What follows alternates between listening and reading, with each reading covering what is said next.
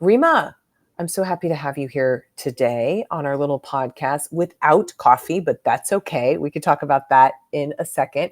I want to tee you up, and so everyone knows who we're talking with today. Coming live from New York, this is Rema Matevosyan. Did I get it right? Amazing. You nailed it. Boom. Boom. Co-founder and CEO of Near Space Labs, where you're making the ability to see things from space much more accessible for the companies and this ever complex world that we live in. So they're getting good solutions, as far as I understand. That is spot on. Yes. Okay. We nailed it so far.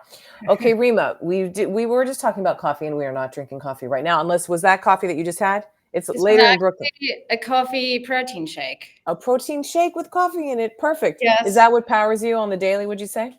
My coffee order is just a drip coffee, black, usually. But on a day like this, when I'm just going straight meetings to meetings, sometimes I just do a protein shake. There you go. Okay. Tell us a bit why you were doing Near Space Labs. That's a great question. So as you said, at Near Space, we capture very high resolution, high frequency imagery from our industry first fleet of stratospheric robots. This data is important because our climate is changing very fast. Yeah. There are natural catastrophes somewhere in the country, $1 billion natural catastrophes somewhere in the country every 3 weeks. So in this vulnerable times, I know it's crazy, right? Yeah. I feel like it should be talked about a little more than it is. And so our data helps people build more resilient future and also recover after catastrophes. So for example, families are struggling to buy homes. Yep. Because insurance is incredibly expensive. And the way to solve this and help families get insurance and get homes is actually provide recent data that represents reality. And data that can help assess the risk of today. And really, isn't it the insurance companies that buy that from you, that imagery? Correct. Insurance companies buy the data and underwrite policies based on the risk of today versus the analytical models that they used previously. And on your website, I'm reading it's by like 7 centimeters of like resolution. Yep. That's pretty crisp. It is very crisp. It's kind of it's almost the size of your iPhone, essentially. The pixel that we capture from the stratosphere. Yes. Oh, like the wait. The size, or you're saying the resolution? Like the pixel size. The size of the pixel or the resolution. Resolution is essentially the size of the pixel. The tiniest detail that you capture is 7 centimeter, which is roughly that size. Dang.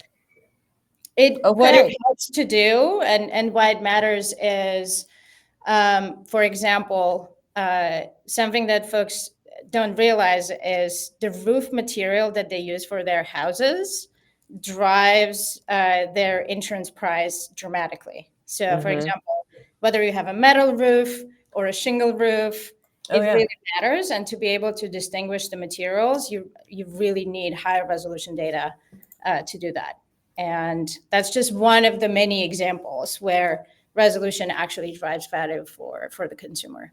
I'd also see an application further with, sometimes you're going through insurance and it's asking you all the like, oh, well, does it have this? Does it have that? Does it have that? Right. I don't know what the dang building you know what I mean? So this, I believe, then they can verify or just not even ask, because they can zoom in and kind of look. Exactly. And then, for example, if you're in California and you harden your home against wildfires, you deserve for your insurance price to go down.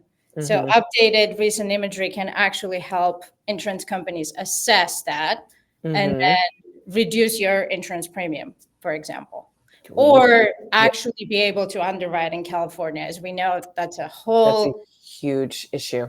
Exactly. So, and do you believe that that's the solution, or is it one part of the solution of if there was better imagery and availability to verify the actual materials used in homes, then that would give the confidence to insurers. Because yeah, you're right. There's like, it's an impossibility for some extent to get insurance in California. Exactly. If insurance companies continue using historical precedent for underwriting, we will Done. underwrite nowhere. Exactly. Right? Yeah. And what insurance companies want to do is they want to write policies. Of course, Right? that's how they make money. How they make money. Exactly. Right. Bingo. And so data that actually shows them where the risk is, what's a better risk to underwrite, Mm-hmm. how to underwrite it, what the actual price should be, not Mm-hmm. based just on historical data, but also based on the data from today, recent data, is the path forward. And Mm-hmm. number of policymakers in California and across the country and private companies, insurance companies realize that that's the only path forward, using recent data and underwriting based on data versus just historical. Yeah, because this is not going to work. Yes, got you. So Rima, where did you get this? Because you were last doing your applied mathematics master's degree at Yep. Moscow Institute of Physics and Technology. That I see. Yeah, and Yep. then you were at a training center as well. So you've been doing this company for 7+ years at this point. But where was that coming from, and where you're like, we need to do this. This is how the imagery needs to be done. There's a short answer to that, and there's a long answer to it. Okay. Give us the long. We're here. We're here to chat. So the long answer will have to begin with my family. I grew up in a very technical family in a small country called Armenia. My grandma was a physicist. My grandpa was an electronics engineer. My mom was a programmer and an applied mathematician as well. Yes. And on top of it, my grandparents were also amateur astronomers. So as a kid, I would wake up and see them stargazing. So that sort of catalyzed a sense of wonder, interest in sciences and technology very early on for me. So following a tech path or a science path was very obvious, always. Yeah. And then I just loved building things. I was coding since I was very young, and applied mathematics and coding sort of go hand in hand. And they're the key parts of robotics. So I ended up sort of following a career in robotics, and then found myself in Moscow, as you said, doing my master's degree. And that's when I decided that I want to spend time in aerospace. Okay. Armenia is a tiny country, does not have a space program, of course, and aerospace industry does not exist there. So it wasn't really a possibility for me. But once I was in Moscow, suddenly that door was open for me. And so I followed a path and started a PhD in complex systems engineering for aerospace systems. So building large satellite constellations and large satellites for the European Union. And the task for those satellite sensors was to capture data that will aid with urbanization and climate change. Okay. And, yep, go for it. Oh, okay. So that was in your PhD program. Correct. Yeah. Okay. So you're going along, and then what happened? And then what happened was we were working on this large satellite constellations and looking at very different ways that the data can be helping in urbanized areas with high urbanization and climate change. And we just realized that the sort of old tools that existed for about a century cannot solve the problems and the challenges of today. And we started Near Space to solve exactly that. So we were also testing aerospace hardware on high altitude balloons. And it clicked that the best way to capture data that solves these challenges is actually using balloons versus sending satellites into space, something that we've been doing since the 60s. Oh, okay. So let's walk that back. So you're not doing, as it says on your website here, stratospheric robots that are zero emissions. Tell us a little bit more about these robots then. Are they going on balloons? They're going on balloons, exactly. So they are autonomous systems. They're Yep. robots. My, lifelong passion, robotics, and the way they fly is on a balloon, Yeah. and then we control the altitude of the balloon, and the robot has kind of a robotic arm that controls a sensor, Mm-hmm. and that sensor is capturing the data. Today, we are capturing optical data, which is kind of like the pictures we take from our phones. But our system is plug and play, so we can actually capture thermal data for wildfire response, greenhouse gas emissions, and many other sensors that we can plug into the system.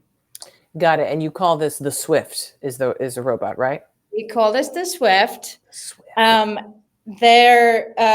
It's there are many Swifties on the team. I was going to say that was exactly, but the not those, inspiration obviously. for Yeah. the Go name. ahead. Yeah. The inspiration from the name comes from the high altitude bird, the Swift.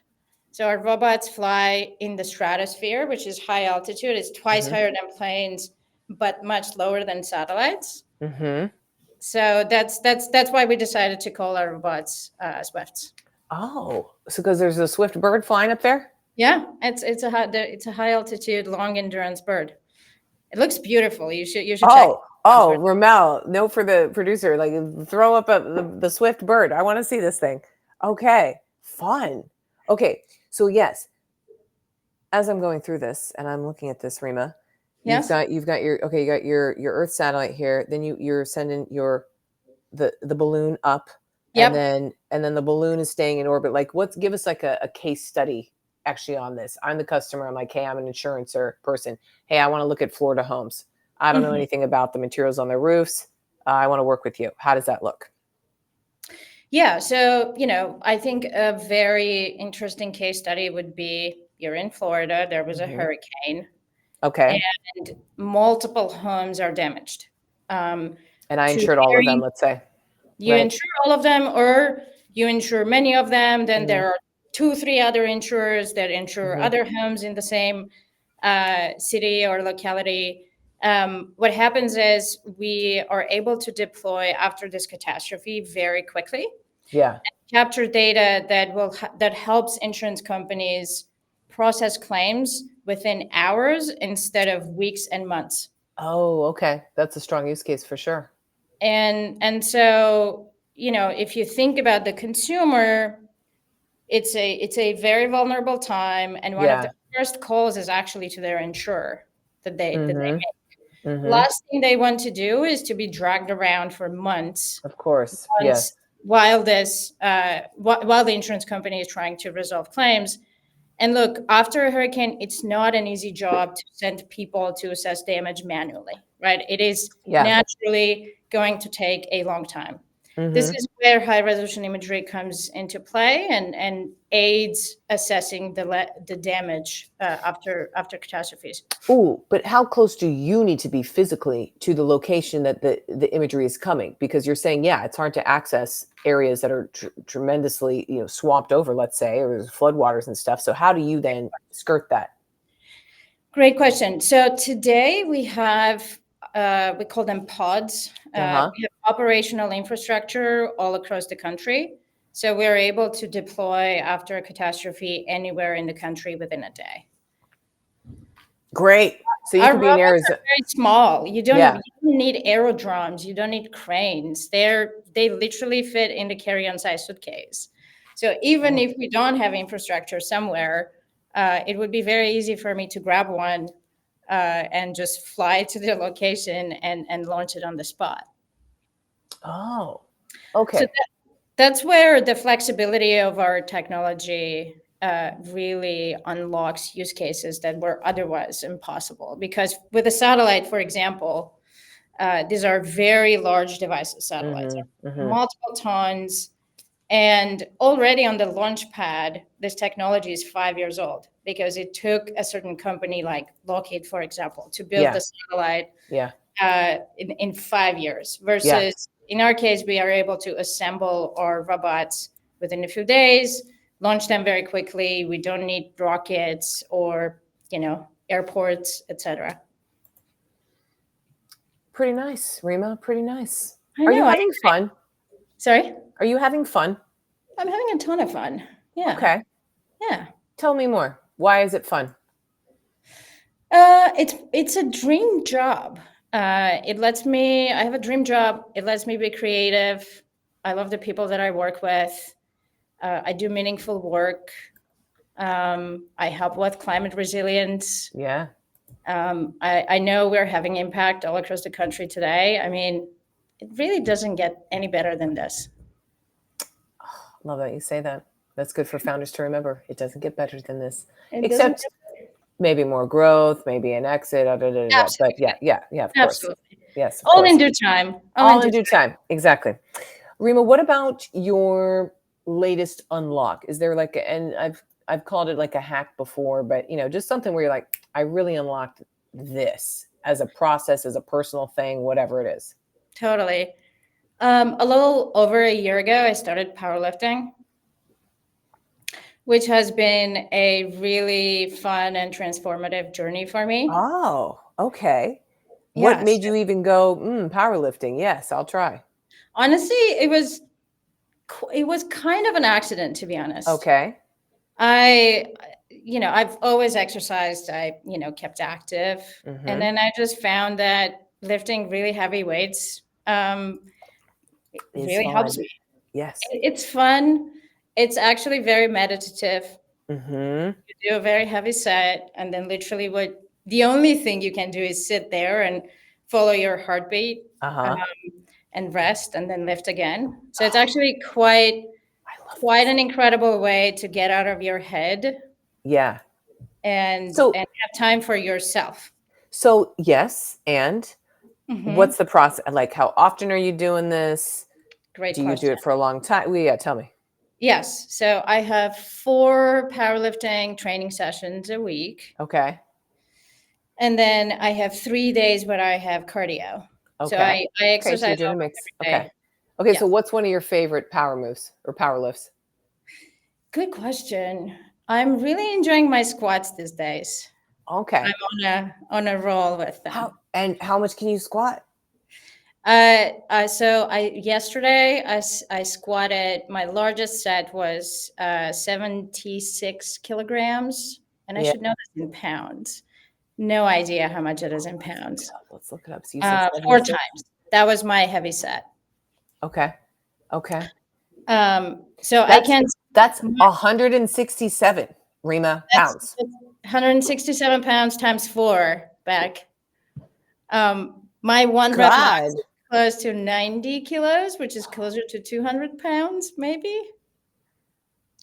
So let me just make sure I understand this. Yeah. So you go in there, you're like, okay, today let's do 170 pounds. So you rack up the weights, and then you take them off. Are you getting spotted? Like, how does this not crush you?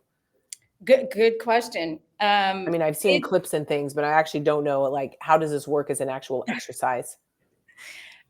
So in terms of how you arrive to large numbers, it's actually developing a long-termist thinking. Yeah. And understanding that small improvements every single day mount to big jumps in a longer period of time. Mm-hmm. And it's exactly the same in our types of. I was just going to say, this sounds very much to building a company, the small compounding factors. And then one day you're lifting 170 pounds. And one day you're lifting 170 pounds. I was half that amount last year this time. Wow. Yeah. God, look at that. Yeah. It's consistency pays off. It's really fun. Okay. Maybe leading to that then. What have you recently learned? I don't think consistency, because you already know that, but is there something you like, this month, this year, I really learned X? Yeah, I have this practice that I love, which is on Saturdays, I just collect number of articles that I just want to sit and read. Yes. And have a cup of coffee or 2. The way I roll, it's going to be maybe more like 2 to 4 coffees a day. Good for you. But so I try to learn new things every weekend.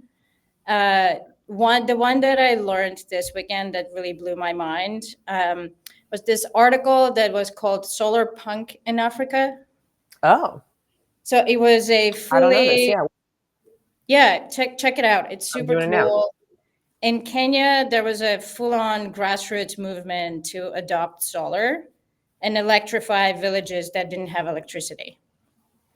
Oh, And okay. it was enabled by a couple of inventions that are quite simple. A, being able to send money via your phone, via Yep. SMS. Yep. The reduction of the price of solar panels, which is Went down big time. north of 95% in the last 10, 15 years, Amazing. Mm-hmm. which is crazy. And then on top of it, the sort of grassroots financing for infrastructure, which is very cool and very applicable with new types of climate-friendly technologies. While we trust institutions, sometimes the best way to move forward is actually disrupting them. Mm-hmm. And we're really seeing it play out in Africa today. So I would say that's probably what's top of mind and something new that I learned. Oh, I like that solar punk. Solar pack, yeah. I have a similar thing, Rima. I do the New York Times, Wall Street Journal on Sunday mornings, like super early after I get the latte and just deliciously read for like 2.5 hours. It's so lovely. I usually have a friend or two that do the whole ritual too. And man, Amazing. it's just so juicy. And then you walk away with like, oh, I didn't know about this thing. There But you you go. could spend the 40 minutes reading the in-depth piece, which back to storytelling, that's my whole jam. So I love it. Are you able to read from a screen? I've realized No, oh, I do. This is analog. analog. I just Yes. saw a clip with Obama, who was like, "Oh, I don't watch any cable news. I'm like old school. Same. Every day I get Yeah. the paper, like in print, and I love it. You Same. too? Yes. See, I found myself printing Rima. things out Yes, yes, to yes. read. Because we're on a screen all the time, so we I don't know. want more screens. Exactly. Oh, Rima, this has been so lovely. This has been just great having you on. Gosh, I my appreciate it. pleasure. Do you have a take for 2026? Because we're recording this in December. You got anything? Hot take? Hot take for Take? 2026. Yeah. Um, That's solar punkin. yeah, I think watch out for balloons and solar punking in 2026. There you go. Come meet us in your backyard launching stratospheric balloons. There you go. There See you cool go. robots. Yeah. And read the paper. And Sounds read like. the And read paper. the paper. Learn something. Learn something. There you go. Rema I want to make sure I get the last name. Matevosyan. Matevosyan. Matevosyan. There you go. Co-founder, CEO, Near Space Labs. Thank you for coming on today, Rima. This was a lot of fun. Thank you so much. I had so much fun.